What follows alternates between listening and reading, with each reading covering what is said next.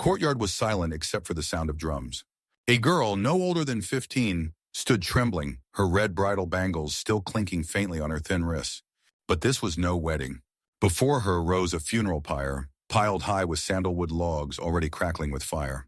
Her husband's lifeless body lay stretched on the pyre, wrapped in white cloth, flowers covering his chest. Priests surrounded her, chanting verses, their voices steady, almost indifferent. To them, this was not horror. This was duty. The young widow looked around, searching for mercy in the faces of her family. None came. Her mother-in-law clutched her arm, hissing, "Your purity is fire. If you do not burn, you dishonor us all." Men from the village pressed closer, holding torches. Some whispered that if she resisted, she would be dragged. Others muttered about impurity. A widow who lived was worse than a curse. This was Sati, and this was India under the Mughal emperors, where fire itself was remade as a throne of honor, a cage of tradition, and a weapon of power. In the imagination of the time, fire was called the second groom. A widow was told that to walk into the flames was not death, but a wedding, a sacred union where her duty was to join her husband in the afterlife. The priests sang of purity, of eternal loyalty. But the screams of women told another truth. European travelers who visited India during the Mughal age described Sati with fascination and horror. One Jesuit priest, horrified by what he saw, wrote that women were thrown into flames like offerings, their cries drowned by drums so the people could not hear. This wasn't just superstition, this wasn't only religion. It was also politics. The Mughal court was not blind to these rituals. Chroniclers of Akbar, Jahangir, and Shah Jahan all recorded instances of Sati. Sometimes the emperors intervened, but often they endorsed it or ignored it as the way of the land. Akbar, for example, tried to regulate Sati, insisting that it must be voluntary. But how voluntary could a decision be when a girl's own family, her priests, and her community stood around her pyre chanting "burn, burn, burn"? Even when Akbar declared that widows could not be forced, court records show that many women still died in fire under the watch of his governors. Later, under Jahangir, European envoys recorded witnessing Sati with imperial permission. The emperor himself once described it in his memoirs, noting how a widow entered fire with great bravery, as if courage could erase coercion. In some cases, Mughal nobles even sponsored the ritual, treating it as a public spectacle that reinforced their own prestige. A widow's scream became another form of political theater. Imagine the contradiction. The same empire that built the Taj Mahal, symbol of eternal love, also stood by while teenage girls were burned alive in the name of eternal loyalty. And the rituals themselves were cruelly theatrical. The widow was bathed, dressed in silks, decorated like a bride. Her arms were painted with henna, her body smeared with sandalwood paste to purify her. She was led to the pyre as if to a throne. Crowds gathered not to mourn her, but to applaud her devotion. The truth, however, slipped out in details. Some widows were drugged with opium to keep them quiet. Others were tied to the pyre with ropes so they could not escape. And when a woman tried to run, soldiers or villagers pushed her back into the fire. It was not devotion, it was death dressed up as devotion. The widow in our opening scene hesitated. She screamed. For a moment she broke through the chants, her voice carrying across the courtyard. But drums pounded louder. The priest recited verses faster, and the crowd shouted, "Sati, Sati, Sati," until her cries were swallowed by noise. A torch touched the logs, flames rose higher. And as the fire consumed her, nobles nodded in approval.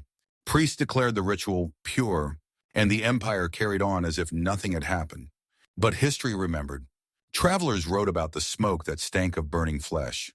They wrote about women pressed against fire with bare hands until their skin blistered.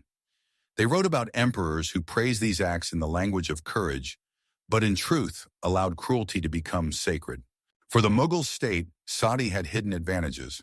It preserved property. Widows who died could not claim their husband's land. It reinforced caste and family honor, binding women as tools of dynasty. It displayed power. If even queens could be burned alive, who dared resist imperial law? The ritual became a mirror of politics. Fire was not only holy, it was useful. And so, a girl's scream in a village became part of the empire's machinery.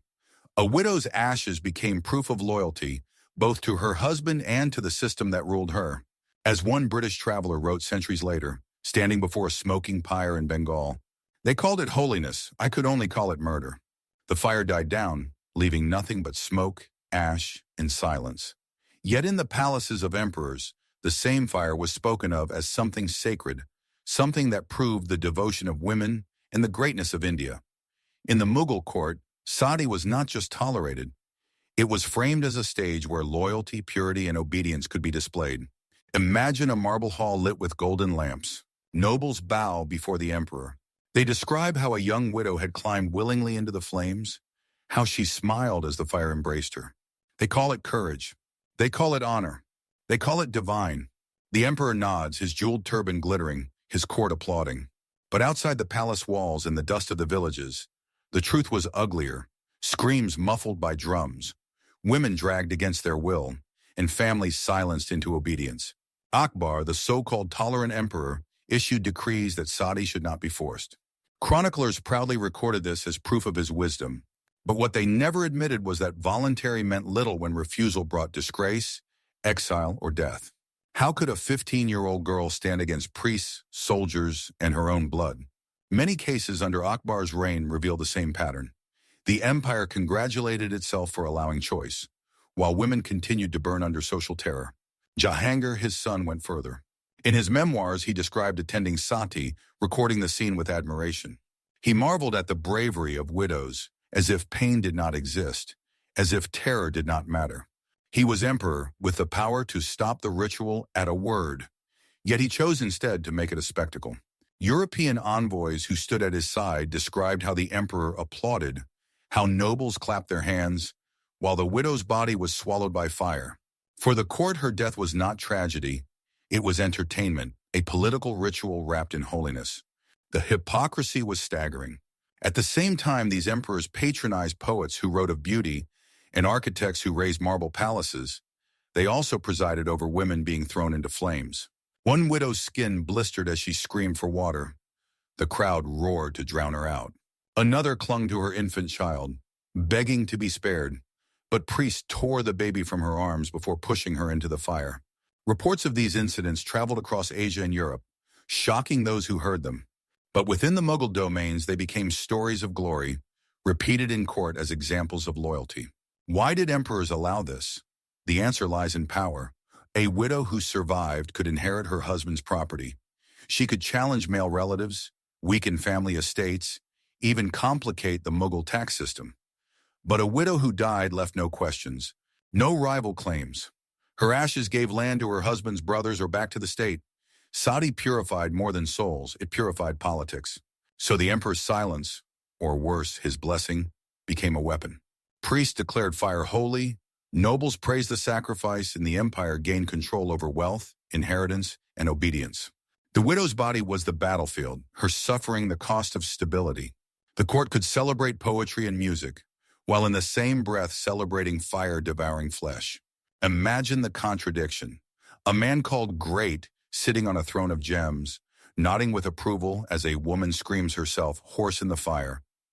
This was not just devotion, this was theater, a spectacle designed to remind every villager, every noble, every courtier, women belong to men, even in death.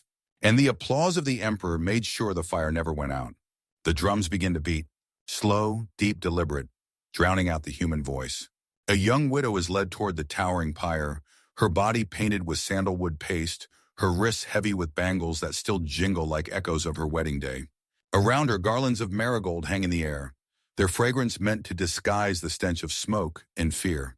Priests chant verses that call her a goddess, while soldiers tighten the circle so no escape is possible. The crowd watches. Some eyes are wet with pity, most stare with forced devotion, but all remain silent. To question is to invite suspicion. To whisper doubt is to invite punishment. Mothers clutch their daughters close, terrified that one day it could be them.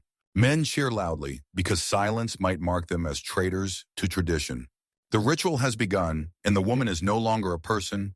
She is a symbol, a vessel, a victim consumed by spectacle. She trembles as attendants smear her lips with honey, claiming it will sweeten her journey to heaven.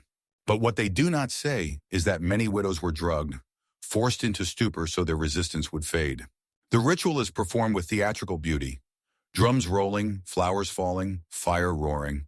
The more divine it looks, the more it hides the brutality within. A woman's life turned into performance art, her screams transformed into holy songs by the chanting priests. The widow's eyes dart wildly like a trapped bird. She does not leap into the flames. She is shoved. Her sari catches fire first, the bright red silk turning black in seconds. Her bangles crack in the heat, snapping like broken bones. The crowd erupts in shouts of Sati, Sati, as if joy could erase the sound of her flesh burning. Her voice pierces through the chanting, a raw cry that no one dares to acknowledge. And then silence. Chroniclers would later write that she went willingly, that she was calm, smiling, devoted. They never recorded the bruises on her wrists, the guards who held her down, the powder slipped into her drink. They called her a bride of fire, a goddess of purity, when in truth she was a girl robbed of choice, swallowed alive by tradition. For the empire, this was not horror, it was theater. The crowd was the audience, the emperor, the patron, the priests, the directors. A woman's death, staged and repeated, generation after generation. What they called purity was terror. What they called glory was murder dressed in flowers and flame. And in the silence after, as the ashes scattered in the wind, another girl somewhere in the crowd whispered to herself, "One day, it could be me." The fire fades, but its echo lingers in the minds of those who watched. Days later, another widow stands before a pyre, but this one is different. She is not silent. She does not pretend to be calm. She clutches at the ground, screaming for her life, her voice cracking under the weight of terror. Her child tugs at her sari, too young to understand, too desperate to let go. But the priests call her impure. The family drags her forward. The crowd watches as her cries are twisted into shame. She begs, "I want to live." Those words alone seal her fate. In a society where a woman without a husband is called a curse, her refusal is painted as sin. To resist is to dishonor her husband, her family, even the gods. The same people who once kissed her forehead at her wedding now shove her toward the fire, mocking her weakness. And when she clings to her child one last time, hands pry the little fingers away, leaving both mother and child screaming in despair. This is not devotion. This is execution wrapped in prayer. While she burns far away in a palace of marble and gold, the emperor feasts. Platters of roasted meats, cups of wine, and music to fill the halls. For him, her screams are nothing more than whispers carried on the wind. Reports will reach him later. Another noble widow fulfilled her duty. The truth, that she begged for life, that she was dragged against her will, that her ashes hid her broken bones, will never make it into the chronicles. This silence was not accidental. It was political. By controlling women's bodies, the empire controlled property, inheritance, and loyalty. A widow alive was dangerous. She could claim her husband's wealth, threaten alliances, disrupt estates. But a widow dead was safe. Her ashes carried no property, no power, no voice. The horror is not just in the fire, but in how the fire became law. Priests declared it sacred. Families enforced it. Emperors allowed it. And so the pyres kept burning, not for the gods, but for power. The widow's voice may have been swallowed by the flames, but her silence echoes louder than her screams. Each act of Sati was not just the death of a woman, it was the erasure of choice, the theft of life, the ritualized murder of innocence. And yet behind every cheer, behind every chant, the truth trembled. This was not devotion to God. This was devotion to cruelty, sanctified by fire. Ashes scatter into the wind.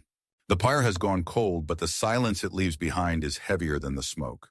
Villagers walk home in quiet lines, their faces hollow, their clothes carrying the scent of fire. No one dares to speak of what they saw. The screaming, the struggle, the begging, because the chronicles will say otherwise. By morning, the story will be rewritten. She went willingly, she was pure, she was divine. But among the crowd, one girl whispers to her friend, "One day it could be me." The words are soft, almost lost to the night, yet they are louder than the priest's chants. Every daughter who hears the echo of that pyre grows up with the same fear, that her life, her breath, her will could end not in old age but in fire disguised as holiness. The empire preserved this horror not just in ritual, but in ink.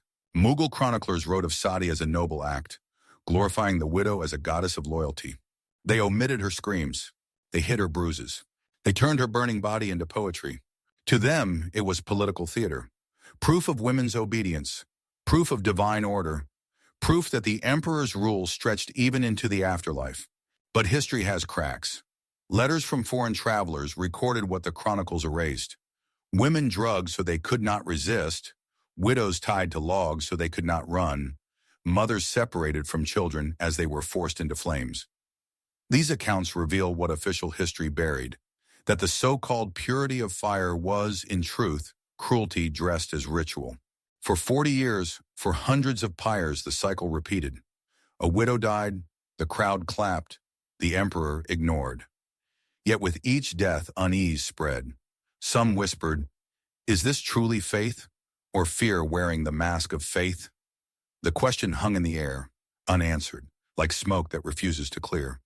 And when the ashes blew across fields, clinging to crops, settling in rivers, the people carried the fire home in their breath, their food, their sleep.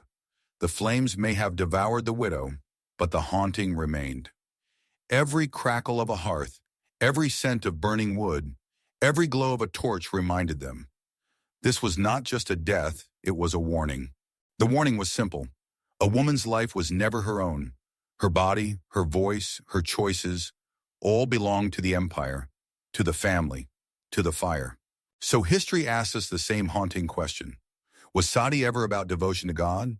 Or was it devotion to cruelty, bound in flowers, sanctified by flames, remembered in silence?